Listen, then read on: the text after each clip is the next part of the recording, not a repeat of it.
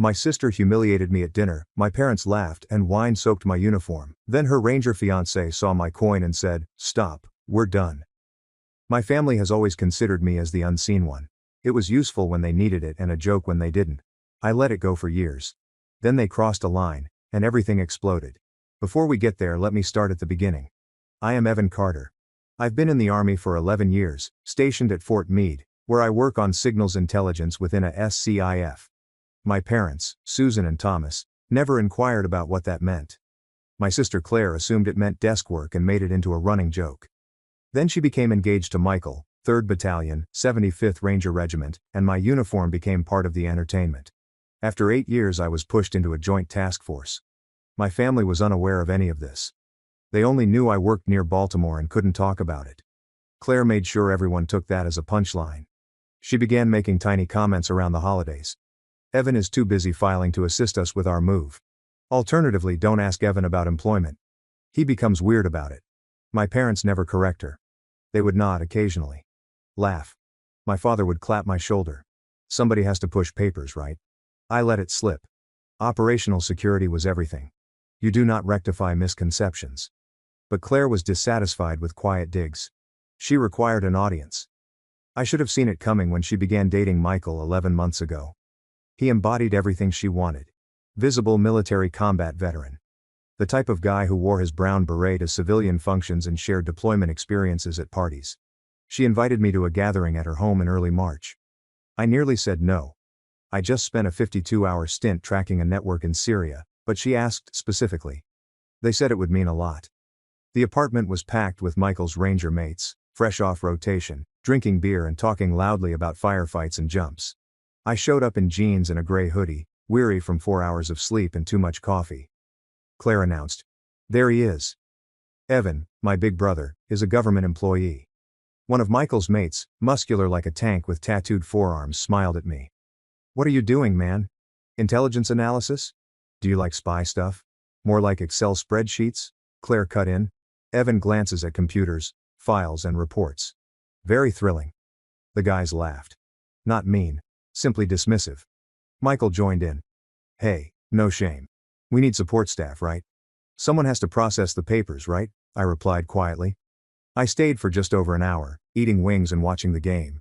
Nobody asked me anything else. Claire kept the remarks pouring. Evan is too exhausted from typing. Don't boring them with work discussion. On my way out, Michael followed me to the door. Hey buddy, don't take her jokes personally. Sisters, you know she's always talking about you. Sure. Conduct you? Truly. Conduct intelligence work? Yeah. Where are they? I can't say.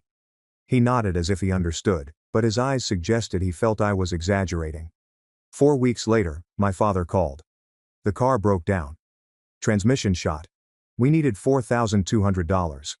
I wired it that night. 17 days later, Claire's Instagram showed her with Michael in a high-end DC restaurant. Champagne and caviar. Caption. When your lover pampers you, right? I called my father. He had given Claire $2,750 of my money. She needed it for Michael's birthday. I sat in my automobile at Fort Meade. I have a phone in my hand. My security manager called. In East Africa, a situation is emerging. I was needed in the operations center. I went to work. The engagement announcement came in late April. Claire called at 11 p.m. on a Tuesday. I had just gotten out of the SCIF after an 18-hour shift. I checked my phone in the parking lot. 21 missed calls. It's all Claire. I called her back from the car. You couldn't even respond, she yelled. Evan, I'm engaged. This is the most important moment in my life. Yet you neglected me. I was working. You are continuously working. Or you claim to be. Michael remarked. Real military makes time for family. He continued. If you actually cared, you'd pick up. My jaw tightened. Tell Michael about genuine operational security. Oh my God. Stop. You work in an office. Stop claiming to be special forces. I did not respond. Whatever. Michael and I are hosting an engagement celebration on May 24th. You are paying for it. Claire, you owe me. Evan. I used to cover for you growing up. Makes you look good. Now you're going to appear too serious to enjoy my joy. I did not say that. Then you pay. Ruth's Chris is a private room. I'll provide you the details. She hung up. I called back. She responded immediately. You changed your mind. I'll attend the party but I won't pay for it. Silence. What?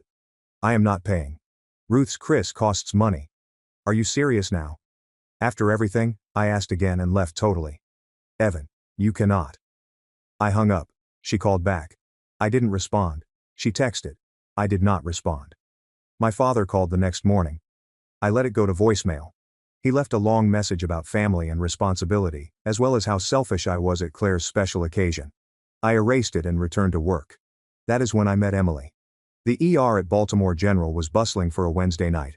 I was there because I had cut my hand open on a filing cabinet drawer. Stupid accident. Deep enough for sutures. The nurse who escorted me back had dark hair and a bun, piercing eyes and the calm of someone who has seen awful things before. Her name tag said Emily. How about a filing cabinet? She inquired, scrutinizing the cut. Yeah, it was a terrible day at work. She prepared the suture equipment. This will sting. It did. I did not react. She looked up. Are you in the military? How do you know? Posture. Most people recoil when I say sting. You did not blink. 11 years in the Army. She nodded. 4 years in the ER teaches you to read people. She stitched with smooth, precise movements. So, what does a military guy do with filing cabinets? I can't really talk about it. Classified? Something like that. She finished off the last suture. Try to keep the classified filing cabinets from attacking you. I nearly smiled. I will do my best. She gave me care instructions. Return in 12 days for removal. Ask for me. I did. She removed the stitches and we talked. Nothing deep, just simple. Someone who didn't press for answers I couldn't provide. I asked her if she wanted coffee. She said yes. It was 5 months before Claire's engagement celebration. By May we had been dating for over 4 months, albeit over long distance. I was at home and traveling for work. When our schedules coincided, she was in Baltimore doing emergency room shifts, late-night calls, and weekend visits. Emily avoided drama and games. It was straightforward for her. One night in early May, I was on the phone, complaining about Claire's latest demand. Let's get things straight, Emily said. Your sister has asked you to pay $3,400 for her celebration. This was the original demand. I said no. What happens next? She lost it. Dad left a voicemail regarding family obligations. Mom texted me an essay on how I am destroying Claire's special occasion. There was silence then. What are you getting for your money? Peace or permission to be disrespected? I stopped pacing. What? You have heard me. If you encourage poor behavior, it does not cease. Rather, it multiplies. I did not have an answer. Evan, she spoke quietly. I work in trauma. I recognize the difference between someone who has been hurt once and someone who continues to walk into the same fire. 17 days later, the engagement party invitation arrived. Claire mentioned me as attending but did not include a +1. I emailed her. I'm bringing Emily. She said, no, family only. Michael's team only. No random girlfriends. Emily read the text and returned my phone. Insulting someone you treat like an ATM is bold. I texted Claire again. But it was not a request. She's coming. Claire called. I ignored it. She texted. I blocked her for 24 hours. Emily has threatened to have a meltdown if you come with me. Okay, good. Boundaries concern those who do not have any. A target package I had created months before to the party was completed the week of the event. Clean. There were no civilian casualties. I was called into Chief Warrant Officer 3 Morales' office. Staff Sergeant Carter, she explained. Not Evan. Not Carter. Full rank signified anything. Yes, ma'am. The task force commander extends his congratulations. The package saved lives. Thank you, ma'am. She observed me. You look hammered as hell. When was your last sleep? A few hours yesterday. Real slumber. I needed to think. A week ago, maybe 4 hours. You have 76 unused days of leave. Use them. I have a family event this weekend. I'll rest after that. Does your family understand what you do? No, ma'am. That must be hard. That's okay. It's not okay, she said. But I can still order you to leave. Monday marks the beginning of a 12-day period. The party was held on Saturday night. I donned my dress uniform. Claire argued that Michael thought it was cool. Emily donned a modest black outfit, as peaceful as always. The hostess at Ruth's Chris went over the list. Carter's party. You're down for one. Make it 2, I said. She paused. I did not. Before we entered, I asked the organizer, if there's a card on file under my name, remove it. Remove it, I urged. Or I speak with the management. She removed it. The private space was white and gold, with around 30 attendees. Claire stiffened up as she saw Emily and me coming in. Before she could speak, Michael put his hand on her arm. There were 2 vacant chairs jammed into the far corner. I ignored them, dragged 2 chairs to the center of the room and sat down. Emily sat next me. My mother was staring. Claire appeared to be sipping battery acid. Dinner began. Wine flowed. Conversation buzzed all around us. Claire and Michael began whispering around 7:45. She continually gestured toward me. He continued shaking his head. He eventually approached and sat near me, asking, "Can we chat outside?" he asked quietly. In the corridor, he didn't resemble the noisy guy from the party. "Claire's been making jokes about you since we started dating," he said. I went along with it. I thought it was harmless. I waited. But last week she told me about her plans for tonight. This enormous toast where she calls me a warrior and really implies that you push paper and disgrace yourself in front of everyone. Why tell me? Because I noticed you've never defended yourself, which suggests you're either a doormat or someone who doesn't need to prove anything and won't understand anyhow. He met my gaze. You are not a doormat. How did she respond when you urged her to stop? She claimed I was being dramatic. That you do not mind. He paused. Would you mind? Yes, Michael. I do mind. Then I'll turn it off, and if she goes ahead anyhow, we'll leave. I'm not marrying someone who treats others like that. We headed back indoors. Claire stood with her wine glass at approximately 8:50 p.m. The room became quiet. Thank you all for coming, she replied cheerfully. This year has been amazing. I met Michael, my soulmate and hero. You're everything I ever wanted, Michael said, clenching his jaw. And I'd like to thank my family, particularly my older brother Evan, who was able to take time away from his crucial office work to be here. Polite laughter. I know it must be difficult for Evan, she said, seeing Michael in uniform and learning what true military service is like.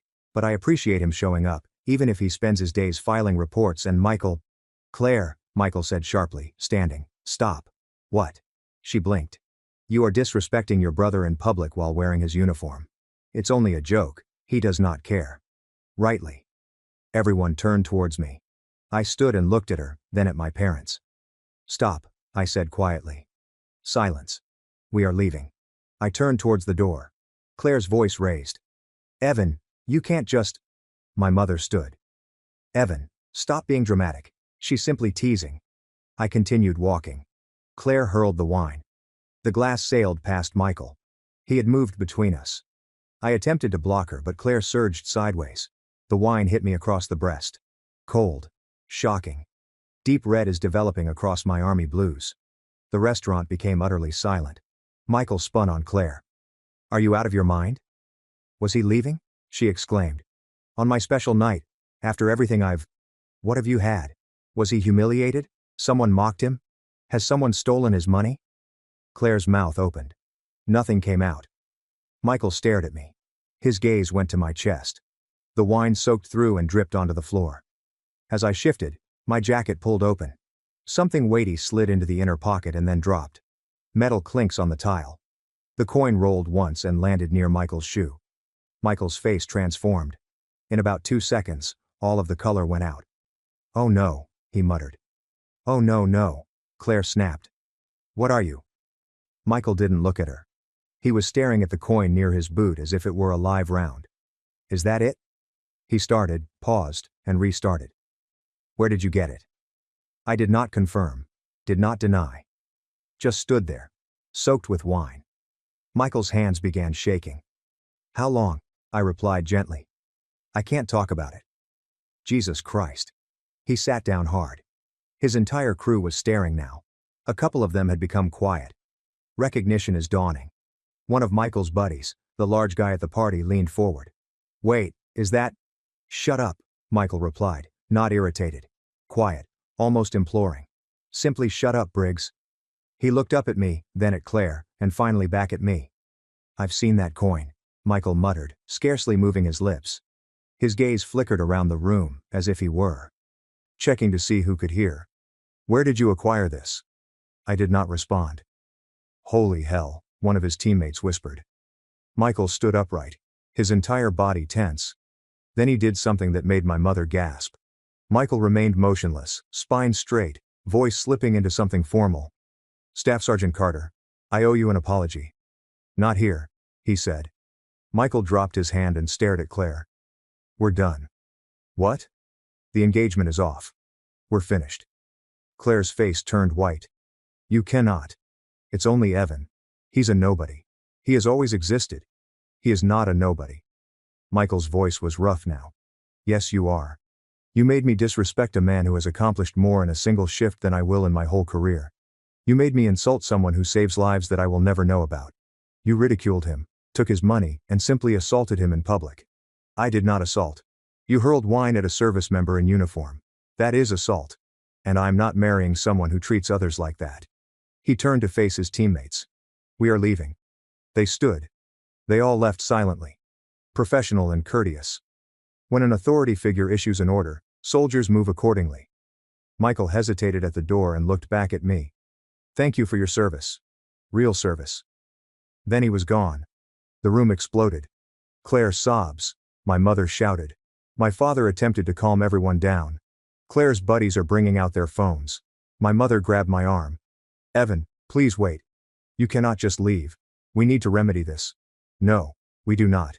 Claire is devastated. Her engagement is destroyed. She damaged it herself. "But you," my mother's voice soared. "You could converse with Michael. Explain that you did not mean to embarrass him. That your job is not really important. That you," I pulled my arm free. "My job is not important." She faltered. "I didn't mean," "Yes, Mom. You did. You meant it every time Claire teased me and you laughed. Every time Dad labeled me a paper pusher you nodded along. You meant it every time." My father stepped forward. "Son, you are upset. Let us all calm down." "And I'm calm. I am also done." I walked out. Emily followed. The parking lot was silent. Cool. May night. We made it to the car.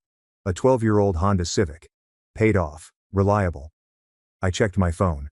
Claire has 11 missed calls. "Mom, you missed 5 calls. Dad, there are 4 missed calls. I've banned all 3 numbers." Emily leaned against the car. "Well, that was something." "Yes. Your sister did throw alcohol at you." "She did. And your parents instructed you to clean up." "They did." She stared at me.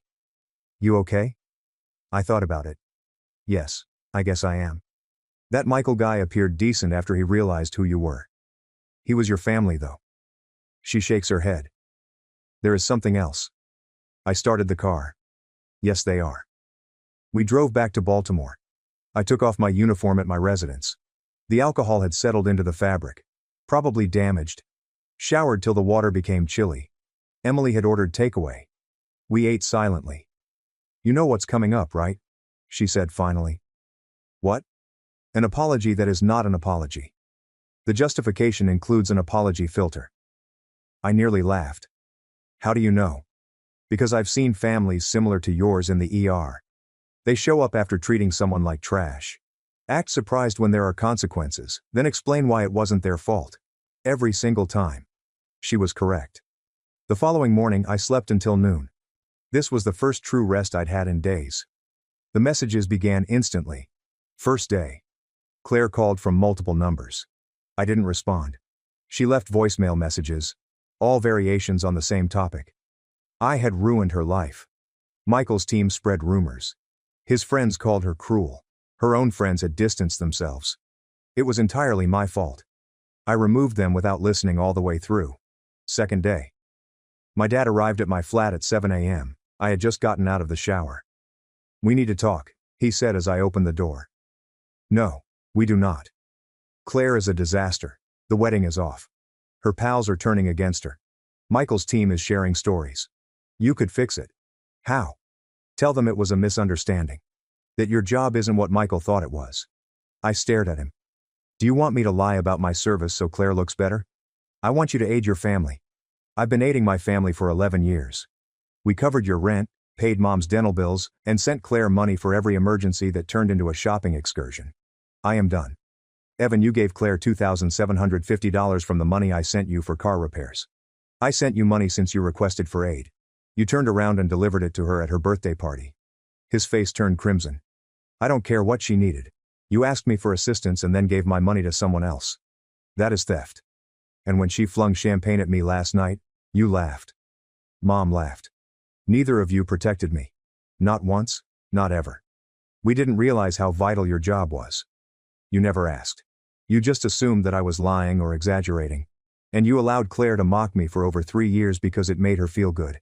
He did not have a response. Leave, I said. Your mother. Leave. I closed the door. Third day. Chief Warrant Officer Morales advised me to visit her office. I had been on leave for 2 days. That alone caused a knot in my gut. Carter, please sit. I sat. She said, you're on leave and I'm still pulling you in. That should tell you how it seems from my seat. She studied me for a beat. When you told me you had a family event this weekend, you appeared to be headed into a quarrel, so I am asking once. Are you okay? It was personal, ma'am, I explained. My work will be unaffected. Personal matters might still bring you down, she remarked. Did anyone touch you? I paused. My sister hurled a drink at me in public while I was wearing a uniform. Morales' expression stiffened. Understood. You're one of the best targeters in this task force, she stated. But Carter, you have to understand something. You do not owe access to those who disrespect you, whether they are relatives or not. Yes, ma'am, I am serious. This work is difficult enough. You don't need people criticizing you when you're not working. Your leave stands. 12 days. Rest. Define your boundaries. Come back prepared to work. That is an order. That night, Emily called. How are you holding up? Okay. The chief handed me 12 days of forced leave. Good. You need it. Listen, I have some news. Yeah. Hopkins offered me a post. Trauma surgery track. Better compensation, better hours, and true professional advancement. My chest tightened. That is wonderful. Are you taking it? I am. And I'm getting closer to you. I found a place in Colia, which is midway between Hopkins and me. Yeah. Yeah. Please help me move in next week. Absolutely. We spent the following week relocating her belongings. She had one box designated borders with marker. What's inside it? I asked. Bubble wrap is useful for protecting personal space. Her deadpan delivery almost had me laughing. On the 5th day of my leave, I was helping her put together a bookcase when my phone called. Unknown number. I said, yeah, Evan Carter. The male voice was older and strange. Who is asking? Frank Carter is your uncle, your father's brother. I hadn't spoken to Uncle Frank in about 7 years. He lived in Pennsylvania. Showed up on key holidays. Kept to himself. What is up, Frank? Just wanted to let you know. Your parents are telling everyone you had a breakdown. That you attacked Claire at her engagement party. That you are unstable. And that they are concerned about you. My hand squeezed around the phone. They are saying what? Thomas called me 2 days ago. You claimed you flipped out during the party to intentionally embarrass Claire, and Michael left because you threatened him. They mentioned that they are considering getting you a wellness check. Emily glanced up from the shelf she was working on. What is wrong with my mouth? I put my phone on speaker. Frankly, none of that is true. I assumed Thomas had been covering for Claire since she was 16. If something goes wrong, it's someone else's fault. Usually yours. He paused. What exactly happened? I told him. The entire thing. The money. The mockery. And the alcohol. Michael recognized my unit membership and called off the engagement. Silence on the other end. Then the little psycho flung wine at you. Yeah. Susan and Thomas laughed. Yeah. Jesus. Frank breathed forcefully. Listen, I can't stop them from telling stories. But I can make a few calls. Set the record straight with the family. If they try this wellness check nonsense, I'll shut it down. You do not deserve this. Thank you, Frank. Call me if you need anything. I mean it. Evan, you're a good child. Always has been. Don't let them convince you differently. He hung up. Emily looked at me. They're attempting to dominate the narrative. Yeah. Are you going to let them? I thought about it. No. She smiled. Good. Do you want me to assist you draft a message? We spent the next hour composing an email. Clean, professional, no emotion, only facts and boundaries. 2. Thomas Carter, Susan Carter, and Claire Carter. From Evan Carter. Subject, future bounds. I am writing to set clear expectations. I will not be attending any family activities. I won't be providing financial assistance. I will not be available for phone calls, texts, or in-person appointments. If you distribute inaccurate information about me, I will publicly rectify the record and provide verification. If you continue to contact me after receiving this warning, I will seek legal action, including restraining orders. This is not negotiable. This is not a transient situation. These are permanent limits established after years of disrespect and recent attack. Don't contact me again, Evan. I reread it 3 times. Emily reread it twice. Send it, she said. I sent it. My mother responded within an hour. A lengthy email with 3 paragraphs describing how I had misunderstood, how Claire was only joking, how family forgives, and how I was being harsh and vindictive, breaking my mother's heart. Emily read it over my shoulder. That's not an apology, she explained. That is a justification using an apology filter. I removed it without replying. The following few months were quiet. I returned to work, put myself into it, developed packages, tracked targets, and completed the job. Emily and I got into a rhythm. She worked trauma shifts at Hopkins. I worked classified shifts at the time. We'd meet in the middle, prepare dinner, and talk about nothing. My life had never felt more normal. In July I was chosen for Sergeant First Class. The pinning ceremony would occur later that year. Chief Warrant Officer Morales also suggested me for a post at USSOCOOM headquarters in Tampa, Special Operations Command. The type of posting that may launch a career. I accepted. Emily was offered a trauma fellowship at Tampa General that same week. She accepted as well. She said, "Looks like we're moving to Florida." That does appear to be the case.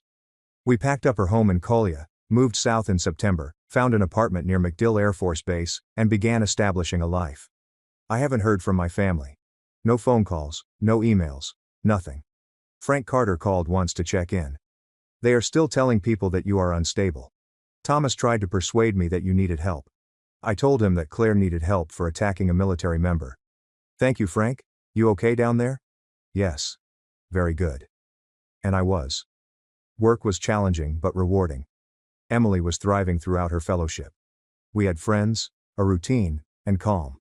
Claire arrived to our apartment in November, 7 months after the engagement celebration.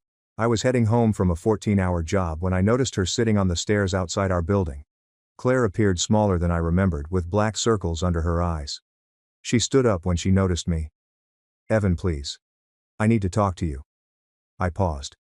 "How did you obtain this address?" "Mom handed it to me." "Please. Just 10 minutes."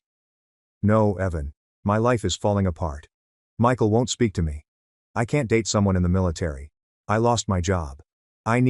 You need to leave. I apologize. I apologize for throwing wine on you. You were mocked. I did not comprehend. You completely understood. You didn't care. I was jealous. Please. I'm your sister. Family forgave. The family respects each other. You never did." The door behind me is opened. Emily stepped out, descended the steps, and stood next to me. "Who is this?" Claire asked, her voice harsh. "Emily is my girlfriend." Claire looked her up and down. "You brought a stranger to..." "She is not a stranger." "Yes, you are." Emily did not say anything. Just standing there. Solid and present. Claire's face twisted. "Fine. Be like that. But you'll come to regret this. Evan's family does not forget. We'll be here when you crawl back. Do not hold your breath." She departed, got into a beat-up automobile, and drove away. Emily watched her leave. "She drove for over 5 hours to ambush you on the stairs. Apparently, that is not an apology. That is manipulation." "I understand." We went in. I called Frank Carter and told him what had happened. He exhaled. "I will call Thomas. Tell him that was inappropriate." "But Evan, they aren't going to stop. They believe that if they push hard enough, you will break." "I will not. I know you will not. I just wanted you to know what you're dealing with." My mother followed up with a letter 12 days later. Actual paper mail. 6 pages. Handwritten. How I had changed. How the military turned me chilly. Claire was struggling as a result of what I had let to happen. I owed them loyalty. How I needed to apologize to my sister and make things right. The last statement indicates that you prefer to remain alone till that point. I hope it's worthwhile. I showed it to Emily. "They don't miss you," she explained. They lose access. I shredded the letter, but the visits continued. December brought my father. He arrived up at the MacDill gate. He told the gatekeeper he was come to see his son. The guard summoned me. I told him that I didn't know anyone with that name. My father was escorted off base. He called from the parking lot. I didn't respond. He left a voicemail. Evan, I drove 8 hours. You cannot even speak to me for 10 minutes. This is ridiculous. You are acting like a child. Call me back. I blocked that number. In January, Claire sent an email. Subject: please read this. 12 pages on counseling, jealousy, feeling inadequate, apologizing, and wanting to rebuild. The final line. I know I do not deserve forgiveness, but I am asking because that is what family does. Emily read it over my shoulder. It's still all about her emotions. Nothing about what she really did to you. I did not respond. February marks 10 months since the engagement party. I was on track to become Sergeant First Class. Morales informed me that I was ahead of the curve for my year group. Emily was finishing up her fellowship. I received offers from 3 hospitals. We were creating something good, and it didn't include folks who treated me as a backup plan. In March, I received a call from Frank Carter. Evan, are you sitting down? What happened? Thomas suffered a heart attack. He is in critical condition at Pennsylvania Avenue Medical Center. Susan called and wanted me to tell you. She wants you to return home. My chest tightened. How awful is it? Bad. They aren't convinced he'll make it. I sat down. Emily appeared in the doorway with a puzzled expression. I will call you back, Frank. I hung up. I told Emily what occurred. Are you planning to go? She asked. I do not know. It's your father. He's not my father. He's the guy who gave Claire my money and smiled as she flung alcohol at me. Emily sat next to me. I am not going to tell you what to do. But I will tell you this. If you leave and he heals, they'll use it to show you still care. That you will return if they press the appropriate buttons. If you don't go and he dies, you'll question whether you should have. What would you do? She thought about it. I would go, not for them, but for myself. So I'd know I'd given them one final chance, and they'd either take it or not. However, I would want to set clear boundaries. And I would leave the moment they crossed them. I called Frank back. I'll come up, but I won't stay. And if they try anything, I'm leaving. Okay, fair enough. I will meet you at the hospital. The flight to Pennsylvania lasted 2.5 hours. Emily came with me. We rented a car and drove to the hospital silently. Frank greeted us in the lobby, looking older than I remember. He told me he was in the intensive care unit. Stabilized, although it's touch and go. Susan is up there. Claire too. Great. He looked at Emily. You must be the girlfriend. Emily, a trauma nurse. Good. We might need you. In the elevator, he said. Fair warning. Your parents are telling everyone that you abandoned the family. They're playing the victim hard. Of course they are. The ICU waiting room was small. My mother sat red-eyed, clutching tissues. Claire is beside her. They both looked up as we walked in. My mother's face flickered between shock, relief and anger before landing on wounded. Evan. You arrived. How is he? Critical. They induced a coma. We won't know if there is brain damage for 72 hours. Her voice crackled. He might not awaken. I nodded, but did not move closer. Claire stood. Can we speak privately? No. Evan, please. Dad is dying. Can you set aside whatever? Whatever. What? Was there an assault? What about the mockery? You stole the money, right? Her face flushed. I apologized. No. You emailed me about your feelings. That is not an apology. My mother rose. Evan. Now is not the time. When is the time to talk about how you allowed her to steal from me and laughed when she threw wine at me? How you told others I had a breakdown. We never. Frank told me everything. My mother opened her mouth but nothing came out. The doctor appeared. The Carter family. His condition has stabilized. We're cautiously optimistic. There are no visitors tonight. My mother sagged with relief. Claire cried. The doctor left. I turned towards the door. My mother grabbed my arm. Where are you going? Hotel. You should stay in the house. We have room. I would rather sleep in my car. Evan, please. Your father is dying. He is stable. And this is no longer an emergency. You're attempting to utilize a crisis to force communication. That is not fair. I got my arm free. Here's what will happen. I will come back tomorrow. I will see Dad. If he wants to chat, I will listen. But I am not staying with you. And if you try to manipulate me again, I'll leave permanently. Claire stepped forward. You are being cruel. Dad may die, and you're. Say one more word, and I'll walk out right now. She shut up. I left. Emily followed. Frank caught up to us in the parking lot. That went as planned, he said. Thank you for the caution. My reward. The hotel room features 2 beds. You and Emily can sleep there. We accepted. The next morning my father was awake. Groggy and feeble, yet alert. The nurse allowed me in alone. He stared at me. Evan. Hello, Dad. You arrived. Yeah. A long pause. He appeared pallid. Somewhat smaller. I apologize. He whispered. I should have stopped her. I defended you. I did not. I was mistaken. Yes, you were. Will you forgive me? I thought about it. I do not know. You had 11 years to defend me and tell Claire to stop. 11 years to regard me as more than a checkbook. You always choose her. He nodded with wet eyes. I understand. Okay, here's the deal. If you recover, things will be different. I am not your backup plan. I'm not an ATM. If you desire a relationship, you must earn it.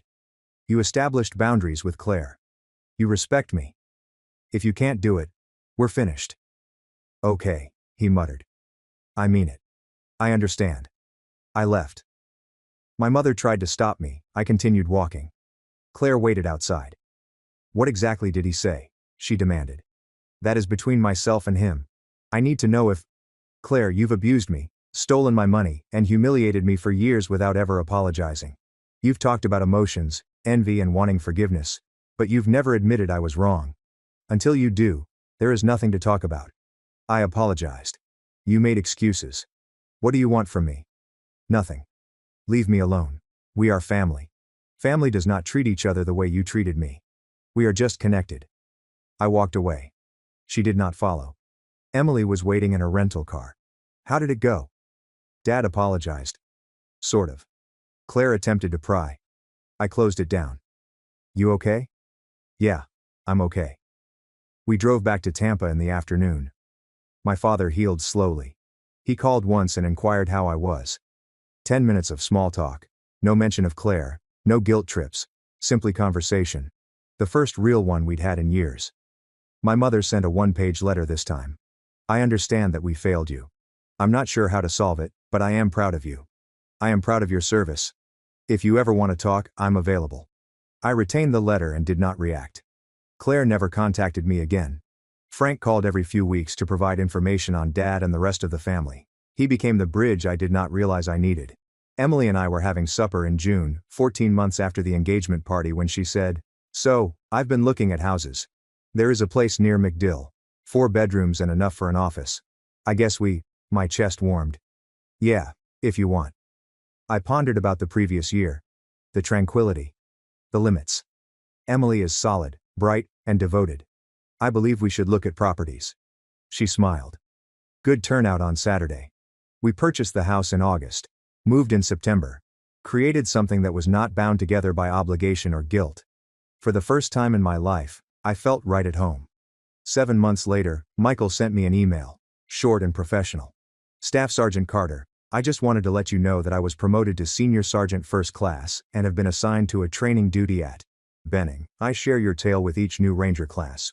Not the classified parts, just the section about respect. About how real professionals don't gloat. They just get the job done. Thank you for your example. Stay safe. SFC Michael. I read it twice before going to locate Emily in the backyard growing tomatoes. Michael emailed, I said. Yes, what did he say? I told her. She brushed dirt off her hands. It sounds like he learned something. Yeah. Are you going to respond? I thought about it. Number. He spoke everything he needed to say. She nodded and returned to planting. I watched her steadily construct something real. Some individuals will never acknowledge you for who you are. And that's fine. You do not need them to. All you need to do is finally see yourself. So I did.